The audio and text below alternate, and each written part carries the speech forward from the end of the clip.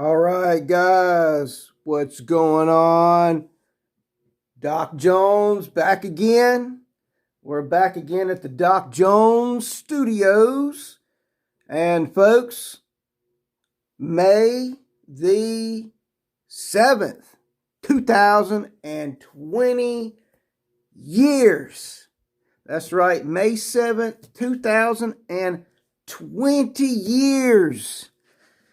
All right, folks, I'm going to get down to it quickly tonight. Earthquakes, quakes, magma on the move, heavy quakes, deep quakes.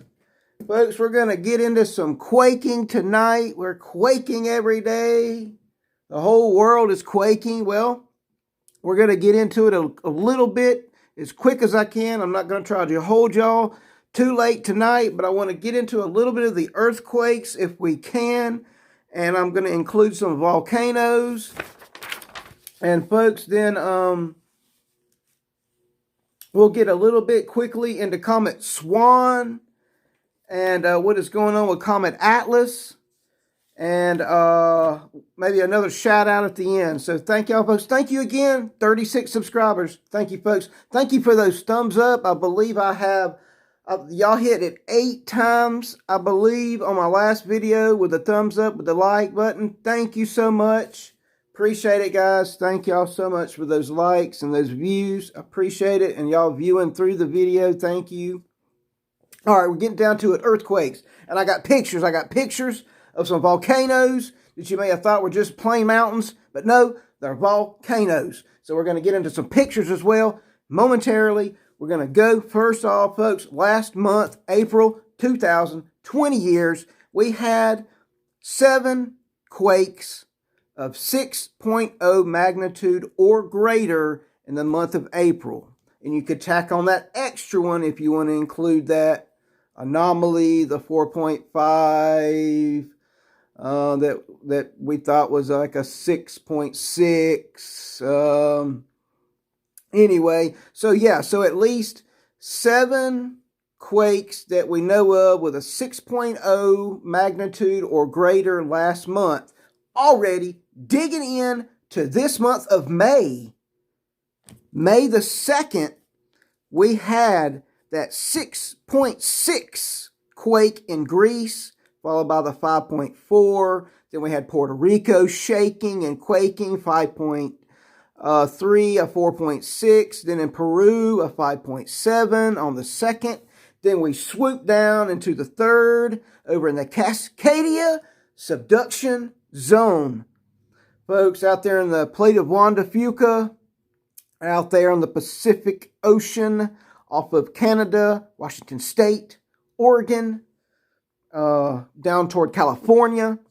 We had a 3.4. We also had like a 3.2 magnitude quake down or up in the Cascadia subduction zone area. Of course, Yellowstone is as well shaking in that area. And California is shaking again a little bit more heavily with a 3.3 there on the 3rd. Japan almost hit it. They had a 5.9 in Japan on the 3rd. Okay, swooping again into the 4th. May the 4th be with you. It was with us.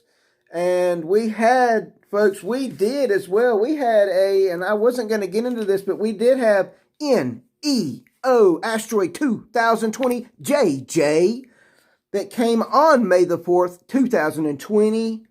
Folks, I believe this thing came in with 7,000 kilometers away, which equal to about 4,300 miles away. This space fire rock came within hitting the Earth on May the 4th. About 4,300 miles. That's it. 4,300 miles or so from hitting our Earth on May the 4th. It was only about an 8.8 to a 19.7 foot diameter rock. But still, folks, these rocks are coming in more heavily every single day. All right, we're going to swing back. We're hitting May the 4th, a 5.6 in Japan. Then on May the 5th, a 5.5 in Samoa, another 5.0 in Japan. Then swooping through, folks, to May the 6th trying to go quickly tonight. A 6.9, I believe, downgraded 6.8 in Indonesia. That ring of fire heating up, continuously heating up, getting a little bit more active down in that area with volcanoes as well. Okay, folks, we're bringing it up to today, May the 7th, still ongoing, and we had a 6.1 in Papua New Guinea earlier today, folks. Okay, the volcanoes, we're going to quickly go. We have in the Philippines, that tall volcano that's still is continuously active. We got all the underwater volcanoes that are continuously going off. Folks, continuing to go down, toward the New Zealand area at that White Island. We had that volcano that went off earlier. We got the Kilauea volcano over in Hawaii. We got to look at Hawaii. Hawaii's quaking as well over there recently. Italy with Stromboli, Mount Etna in Sicily. We're looking at volcanoes in Mexico with that Popo. I call it the Popo volcano in Mexico, over in Mexico City and Guatemala area near Panama. There's some volcanoes that are continually that are starting to activate down there. Washington, and here we go, folks. Washington, here we go, folks. Now we know that this here, folks, Mount St. Helens that blew in 1980, it blew the side, it blew the top and the side out in 1980. This is Mount St. Helens over in Washington State, not Washington, D.C., Washington State.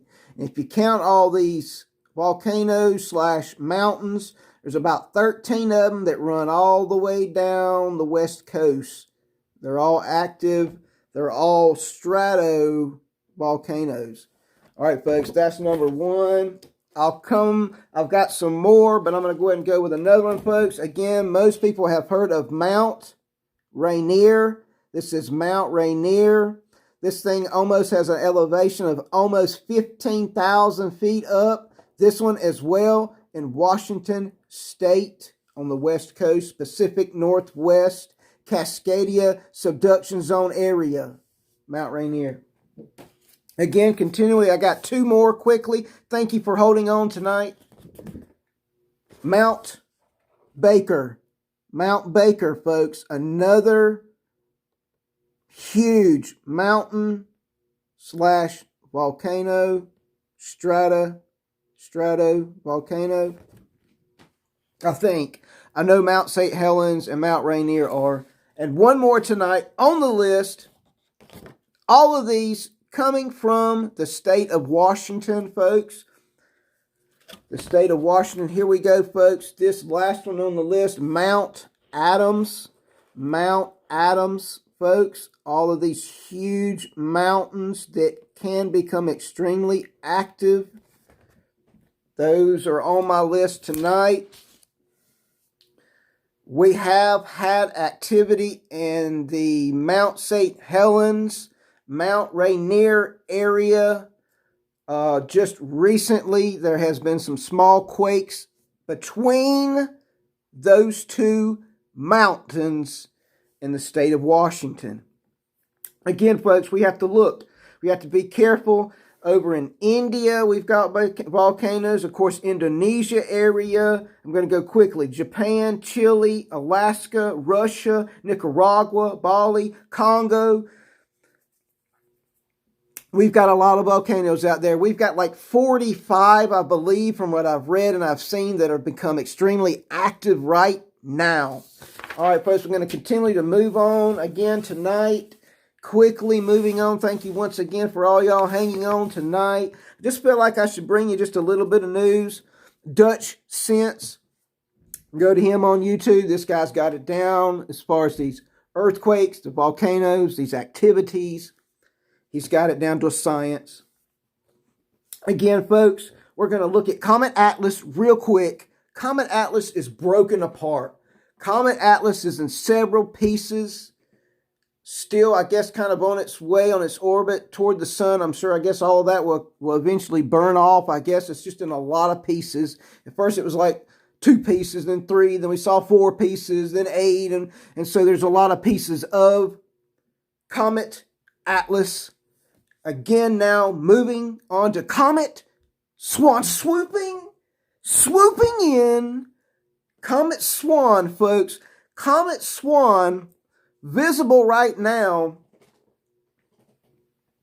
in the southern hemisphere, folks. As of Comet Swan in the southern hemisphere, folks, observers should be able to see this comet possibly next week.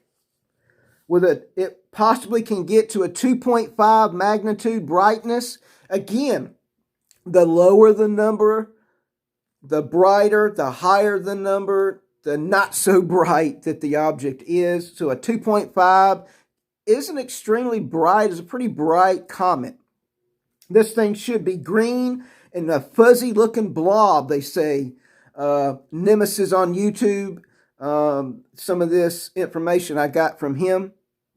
But again, this 2.5 magnitude brightness level of this Comet Swan swooping in southern hemisphere on the eastern horizon, swooping in, will disappear below the horizon around May the 17th, 2020, into the southern hemisphere. It will go below, folks. So y'all, folks, in the southern hemisphere, get as good a look as you can before it swoops down below. And then once it swings around our sun on May 27th, 2020, sky watchers in the northern hemisphere, where I'm located, should be able to get a visual on Comet Swan swooping in. It apparently, folks, it should be visible again to the northern hemisphere around May 27th, sometime maybe a little after that, as it orbits round the sun, swooping around. Sorry, folks, just really get into it. This thing should be visible on its way out. They say, apparently the experts say that when getting a visual of a comet, that it's actually best to get a visual of the comet as it heads back out of our solar system, as it heads back out, as it swooped around our sun's orbit and swoops back out. So, folks, again, Comet Swan, just discussing May the 17th in the southern hemisphere. This thing will head below the horizon, and then on May 27th, as it orbits around the sun and heads back out, the folks in the northern hemisphere should be able to get a visual of Comet Swan, again, swooping through and back out. So, folks, just a little bit of news there tonight. Appreciate all y'all for hanging on tonight. I'll come back at you with some more. I've got some incredible news again on a lot of different topics we're going to discuss. I want to give one more shout out, folks, to Stephen Ben Noon of Israeli News Live. Please go subscribe. Please pray for him and his safety. He's trying to spread total truth, unvarnished truth, and he's having some difficult times. Pray for Stephen Ben Noon and go check his videos out. And I'll come back at y'all with some more incredible, crazy, creepy, interesting news. So, all right, folks. Y'all hold on tight. Keep the faith grounded. We're in the end times. This is Doc Jones. I'm out.